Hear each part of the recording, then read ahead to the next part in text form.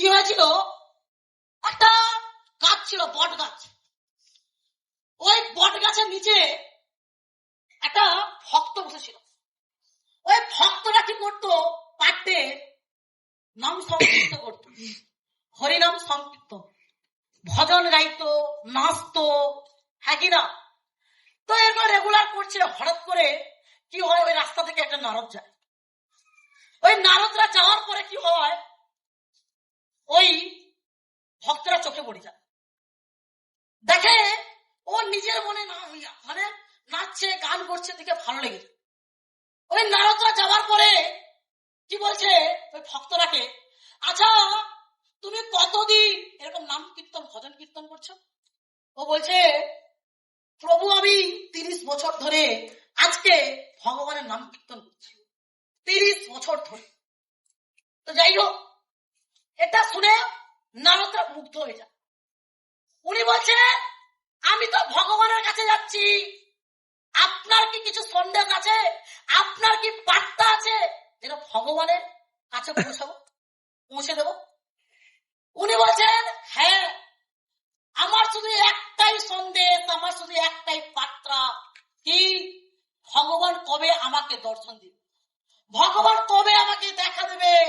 এটা শোনার পর নারদরা কি করে, নারদরা ওখান থেকে চলে যায়। কার সঙ্গে দেখা করতে না, ভগবানের সঙ্গে দেখা করতে।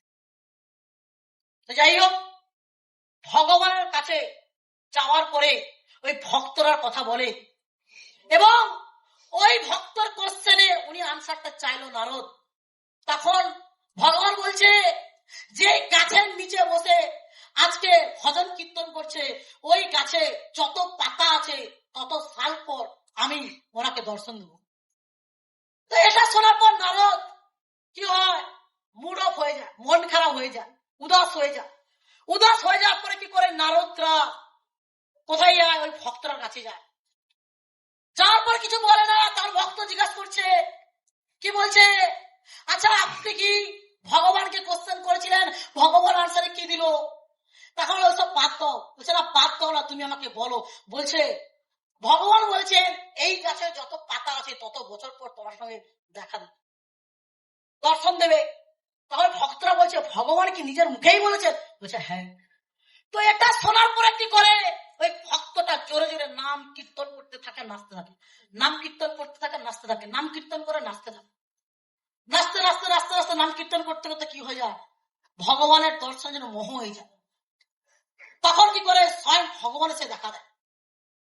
তো এটা দেখার পর নারদ একটু রেগে যায়, বলছে, প্রভু আপনি কি তাহলে আমাকে মিথ্যা কথা বললেন? বলছে না, ও যে গতিতে ভজন কীর্তন করছিল, যে গতিতে আমাকে ডাকছিল, তার জন্য বলেছিলাম আমি অত বছর পর দেখা দেবো। বাট ও এখন যে গতিতে ভজন কীর্তন করছে, আমি না আসতে পারলাম না। বস হ্যালো, এই গল্প থেকে আমরা কি শিখলাম? যত তুমি কম পরিশ্রম করবে তত তুমি কম সাকসেস পাবে। যত বেশি তুমি বেশি পরিশ্রম করবে, বেশি এফোর্ট দেবে, বেশি মেসেজ দেবে, তাহলে কি হবে, তত বেশি তাড়াতাড়ি তোমার টিম হয়ে যাবে। হ্যালো, তত তাড়াতাড়ি তোমার সাকসেস হবে। চাই সাকসেস? পারবো? পারবো? রেডি? রেডি? চাই? পারবো লিডার হতে? একটা কথা বলে যাচ্ছি, জীবনে যাই হয়ে যাক, জীবনে যাই হয়ে যাক, যদি ওখান থেকে এখানে আসতে হয়, যদি সাকসেসটা পেতে হয় তাড়াতাড়ি, একটা সিক্রেট। কি সিক্রেট? সারাদিন যাই কাজ করো, আধা ঘন্টার টাইম বের করো, আধা ঘন্টার টাইম বের করে বিকাশ তার যত ট্রেনিং আছে ইউটিউবে, পার ডে আধা ঘন্টা ট্রেনিং নাও। আমি বলছি গ্যারেন্টি, আপনার সাকসেস গ্যারেন্টি। আপনি খুব তাড়াতাড়ি ওখান থেকে এখানে উঠে আসতে পারবেন, আপনি খুব তাড়াতাড়ি স্মার্ট ভ্যালু একটা ভালো পজিশনে চলে যান। পারবো? পারবো?